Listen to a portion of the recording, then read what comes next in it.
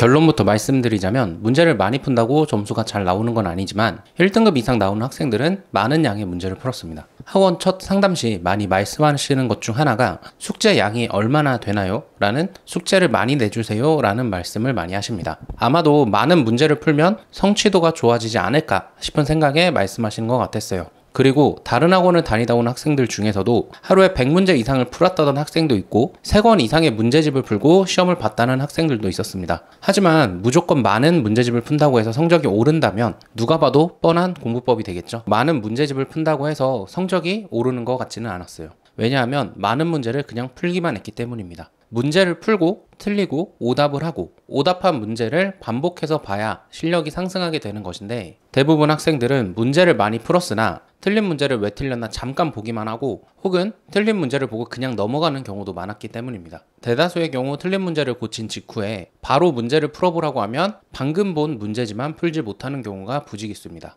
보통 지도하는 입장에서 생각하는 오답은 틀린 문제를 백지 상태에서 보더라도 풀 수 있을 정도의 오답을 생각하는 경우가 많은데 학생들이 생각하는 오답 정리는 틀린 문제를 확인하고 왜 틀렸는지 눈으로 보고 순간적으로 이해가 되면 넘어가는 경우로 생각을 하고 있습니다. 다시 풀어도 풀 수 있다고 생각을 하더라고요. 그러나 대부분의 학생들은 틀린 문제를 또 틀리고는 합니다. 심지어 3번 정도 풀더라도 한 달 후에 다시 풀면 이상하게 분명 풀었던 문제인 건 기억은 나는데 또 틀리는 경우도 많습니다. 그래서 상위권 학생들 중에 오답 노트를 하는 학생도 있고 틀린 문제만 체크해두고 여러 번 풀어보는 공부법이 유행한 적도 있었죠. 하지만 역설적이게도 틀린 문제를 다시 푸는 행위를 잘하는 학생이 상당히 드뭅니다. 틀린 문제면 모르는 문제인 건데 모르는 걸 다시 본다는 것만으로도 스트레스가 있고 그 과정을 생각하는 것만으로도 상당히 힘이 들기 때문입니다. 똑같은 문제를 다시 푸는 행위는 지루하기도 하죠. 그러다 보니 여러 학원에서 많은 문제를 풀리게 하고 반강제적으로 문제풀이 공부를 시키는 것 같더라고요. 물론 많은 문제를 푸는 게 효과가 전혀 없는 것은 아니지만 경험상 같은 문제를 푸는 것만큼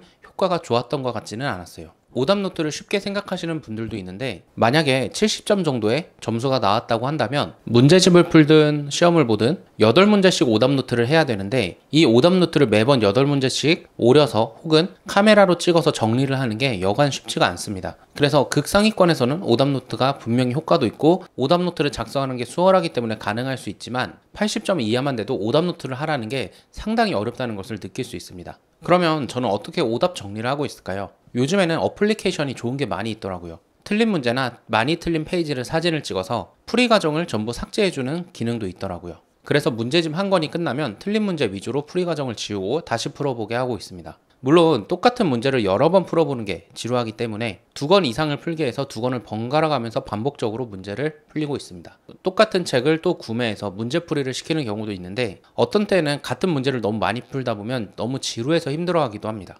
그래서 다른 문제집을 풀게 하는 경우도 있는데 3권 정도만 넘어가더라도 학생들은 본인이 풀었던 문제집인지 몰랐던 경우도 있더라고요. 이렇게 반복적으로 틀린 문제를 다시 풀어보다 보면 문제를 많이 틀린 학생도 자연스럽게 반복적인 오답 정리가 되더라고요. 저는 공부는 상당히 힘든 행위라고 생각합니다. 같은 단원을 지루하게 반복적으로 읽고 틀렸던 문제를 다시 풀어보는 과정이 힘들 수도 있지만 가장 본질적인 공부 방법이라고 생각을 하고 있습니다.